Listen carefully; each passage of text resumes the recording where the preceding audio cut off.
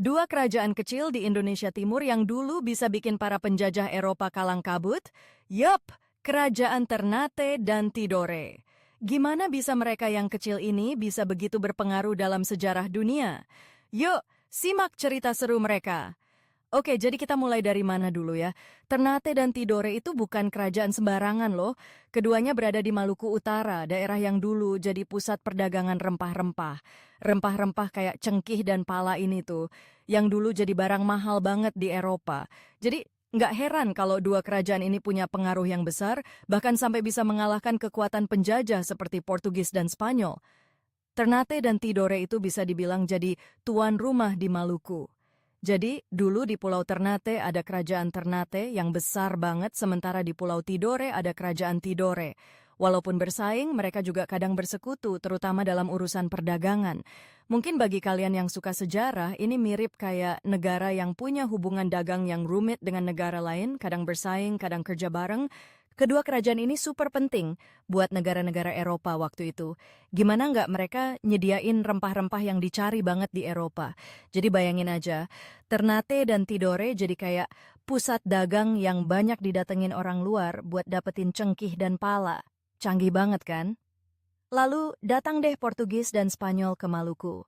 Ternate dan Tidore awalnya lebih dekat dengan Portugis, tapi lama-lama mereka mulai punya hubungan dagang dengan Spanyol juga. Kalian tahu nggak, karena rempah-rempah itu berharga banget, kedua kerajaan ini jadi titik perebutan antara penjajah Eropa. Bayangin, Ternate yang awalnya bersahabat dengan Portugis malah beralih ke Spanyol karena merasa lebih untung. Disinilah mulai ada gesekan antar negara besar ini, dan Ternate dan Tidore jadi pemain utama dalam perang rempah-rempah ini.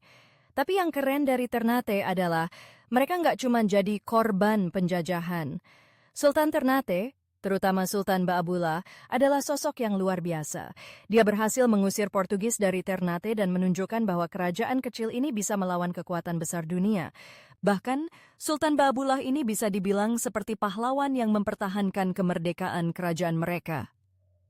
Selain urusan politik dan perdagangan, kehidupan sosial dan budaya di Ternate dan Tidore juga nggak kalah menarik.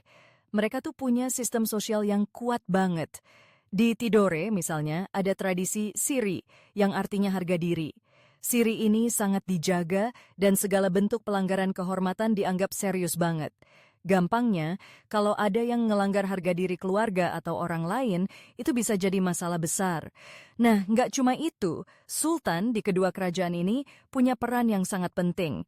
Mereka bukan cuma pemimpin politik, tapi juga dianggap sebagai pemimpin spiritual bagi rakyatnya. Jadi, bayangin deh, betapa kuatnya pengaruh Sultan di kehidupan sehari-hari masyarakat Ternate dan Tidore. Sayangnya, meskipun Ternate dan Tidore pernah berjaya, mereka akhirnya harus menghadapi Belanda yang datang ke Maluku dan mengambil alih hampir semua kekuasaan. Ternate akhirnya jatuh ke tangan Belanda, dan Tidore juga mengalami nasib yang hampir sama. Tapi meski begitu, warisan dari kedua kerajaan ini tetap hidup sampai sekarang. Masyarakat Ternate dan Tidore masih menjaga budaya mereka yang kaya, yang nggak bisa dilupakan begitu saja. Jadi walaupun Ternate dan Tidore kelihatannya kerajaan kecil, pengaruh mereka dalam sejarah dunia itu gede banget loh. Kalau kalian punya cerita atau pertanyaan tentang sejarah ini, yuk tulis di kolom komentar.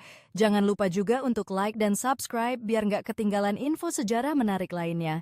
Sampai ketemu di video selanjutnya ya.